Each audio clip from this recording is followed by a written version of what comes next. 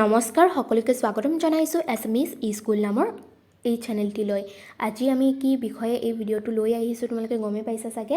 চ' তোমালোকৰ যিহেতু মেট্ৰিক পৰীক্ষা আহি পাইছে আৰু একেবাৰে সময় নায়েই আৰু মোৰ ভিডিঅ'টো আপলোড কৰাত বহুত দেৰি হৈ গ'ল, তথাপিও যিসকলে এইটো ভিডিঅ' চাই আছে তেওঁলোকলৈ পৰীক্ষাৰ বহুতো শুভেচ্ছা থাকিল। ভালদৰে এক্সাম লিখিবা আৰু কেইটামান তোমালোকৰ বাবে টিপছ এণ্ড ট্ৰিক্স লৈ আহিছোঁ যাতে তোমালোকৰ সময়ৰ নাটনি নহয় পৰীক্ষা হলত আৰু গোটেই পেপাৰখন তোমালোকে ভালকৈ লিখি আহিব পাৰা। বহুতৰে প্ৰশ্ন থাকে যে সমাজ বিজ্ঞান, অসমীয়া এইবিলাক ছাবজেক্টত সময়ৰ নাটনি হয়, গোটেইখন পেপাৰ লিখিবলৈ সময় নহয় বা কিছুমান জানা প্ৰশ্নটো কমকৈ লিখি আহিবলগীয়া হয়।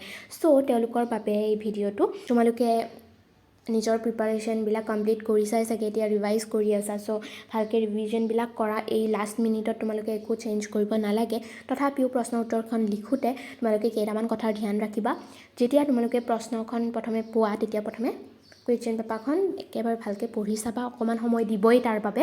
চ' প্ৰথমে প্ৰশ্নখন পঢ়ি চাই পেলাই তোমালোকে ডিচাইড কৰি ল'বা যে কোনখিনি বস্তু তোমালোকে তাতে লিখিবা, কোনখিনি মানে কিছুমান কুৱেশ্যনত থাকে অথবা দিয়া থাকে, এইডাৰ অৰ দিয়া থাকে। তো তোমালোকে প্ৰথমে ডিচিশ্যনটো লৈ ল'বা যে কোনটো প্ৰশ্ন তোমালোকে লিখিবা।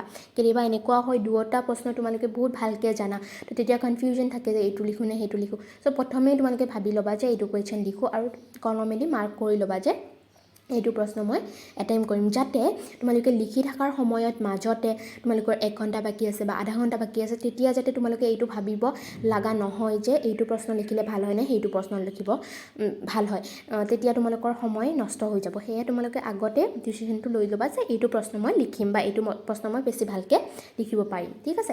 তাৰপিছত তোমালোকে যেতিয়া এনচাৰ লিখিবলৈ আৰম্ভ কৰা তেতিয়া তোমালোকে প্ৰথমে সৰু এনচাৰকেইটা লিখি ল'ব পাৰা, সৰুকৈ যে 1 নম্বৰী 2 নম্বৰী এইবিলাক লিখি লৈ পেলাই দীঘলীয়া প্ৰশ্নবিলাকৰ যেতিয়া আৰম্ভ কৰিবা তেতিয়া তোমালোকে যোনটো একেবাৰে ভালকৈ জানা, একেবাৰে ভালকৈ মনত আছে সেইটোৰ পৰা ষ্টাৰ্ট কৰিবলৈ চেষ্টা কৰিবা।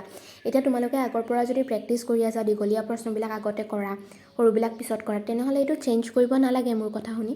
কিন্তু এনেই তোমালোকে চাই ল'বা কোনটো তোমাৰ কাৰণে ভাল বেছি, আৰু যোনটো বেছি ভালকৈ জানা সেইটোৰ পৰা ষ্টাৰ্ট কৰিবা। আৰু কেতিয়াও প্ৰথমে নজনা প্ৰশ্নটো লিখিব চেষ্টা কৰি পেলাই সময় নষ্ট নকৰিবা, কাৰণ শেষলৈ এনেকুৱা হৈ যাব পাৰে যে তোমালোকে নজনা কুৱেশ্যনটো ট্ৰাই কৰি থাকোঁতে তোমালোকে জনা কুৱেশ্যন কিছুমানো এৰি আহিবলগীয়া হ'ব পাৰে।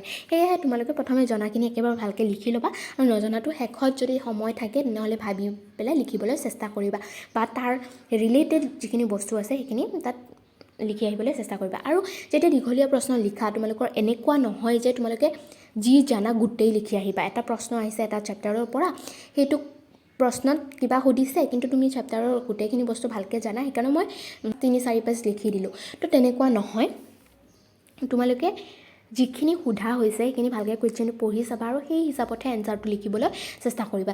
কাৰণ যেতিয়া তোমালোকে বেছিকৈ লিখিব যাবা, এনেকুৱা নহয় যে তোমালোকৰ বেছি লিখিলে তোমালোকক বেছি মাৰ্কছ দিব, তোমালোকৰ সেইটো লছ হয়। কাৰণ তুমি এটা বস্তুত বেছি ভালকৈ লিখিব গ'লে এইফালে বেলেগ এটা কুৱেশ্যন তোমাৰ ৰৈ যাব, আৰু এনেকুৱা নহয় যে তোমাক 4খন পেজ লিখিলে 10ৰ ভিতৰত 15 দিব, নিদিয়ে। যিখিনি সুধিছে সেইখিনি যদি তাত থাকে তেতিয়াহে তোমালোকে এনচাৰটো পাবা। এই যিখিনি ইম্পৰ্টেণ্ট পইণ্টছ সেইখিনি লিখিবলৈ চেষ্টা কৰিবা।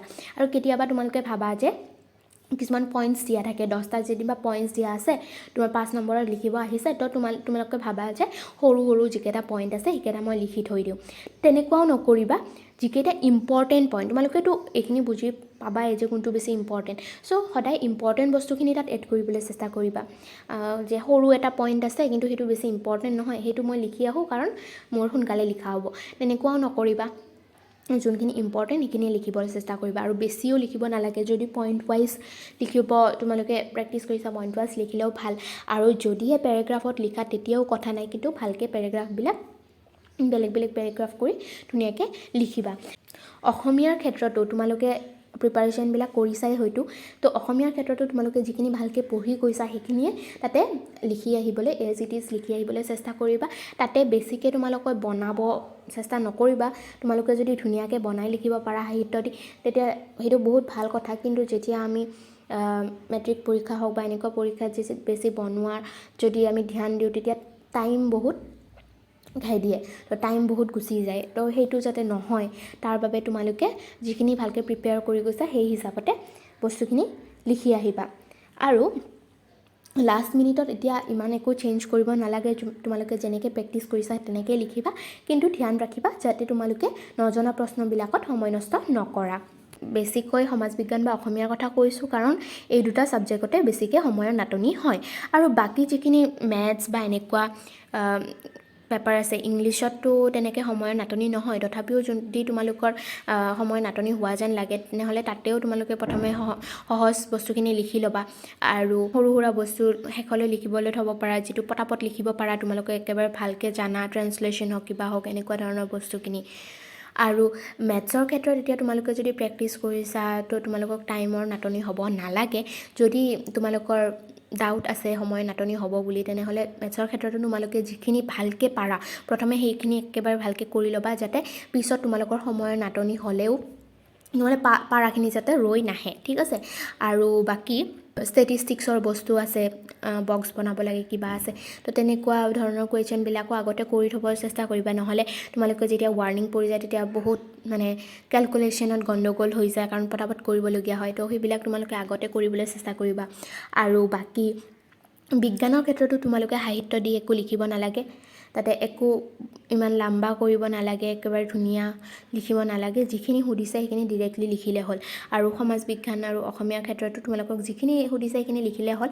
আৰু আজিকালি মানে যিখিনি সুধিছে পইণ্ট ৱাইজ বা তাক টু দি পইণ্ট লিখিলে নম্বৰ দিয়া যায়, তো তোমালোকেতো জানাই আজিকালি লিটাৰেচাৰ ধৰণৰ এইবিলাক ছাবজেক্টতো 98, 99 মাৰ্কছ উঠি যায়, তো তোমালোকে যিখিনি সুধিছে সেইখিনি ভালকৈ লিখিলেই হ'ল।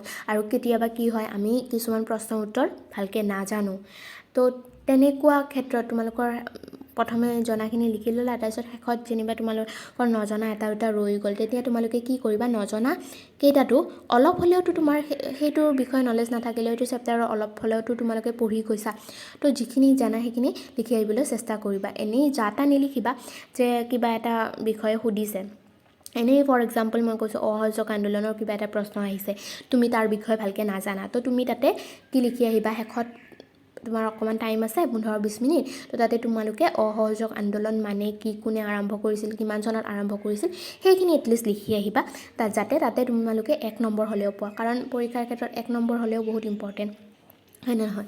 চ' অসমীয়াৰ ক্ষেত্ৰতো তেনেকুৱা, তোমালোকে একদম যাতা নিলিখিবা, কিন্তু কিবা অলপ যদি জানা তাৰ বিষয়ে লিখি আহিবা।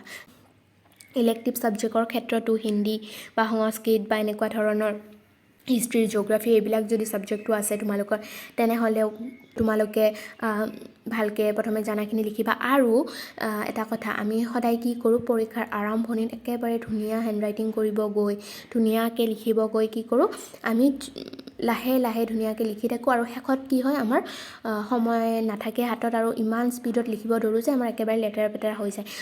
চ' তাতকৈ কি ভাল, তোমালোকে আৰম্ভণিৰ পৰাই স্পীডত লিখিবা, যাতে পিছলৈ তোমালোকৰ সময়ৰ নাটনি নহয়, ঠিক আছে। কাৰণ হেণ্ডৰাইটিঙত এক্সট্ৰা মাৰ্ক নাথাকে, চ' তোমালোকে যাতে পঢ়িব পৰা হয় তেনেকৈ ভালকৈ লিখিবা, কিন্তু এনেকুৱা নকৰিবা যে হেণ্ডৰাইটিং ভাল কৰিবকৈ প্ৰশ্ন এৰি আহিলোঁ, তেনেকুৱা নকৰিবা। আৰু বাকী এইখিনিয়ে কথা আছিল, ভিডিঅ'টো বহুত বেছি দীঘলীয়া নকৰোঁ, তোমালোকৰ পৰীক্ষাৰ বাবে বহুত বহুত শুভেচ্ছা থাকিল, ভালকৈ এক্সাম লিখা আৰু সকলোৱে ভাল ভাল মাৰ্কছ পোৱা তাৰে আশা কৰিলোঁ। আৰু এইটো ভিডিঅ' এইখিনিতে সামৰিছোঁ, থেংক ইউ।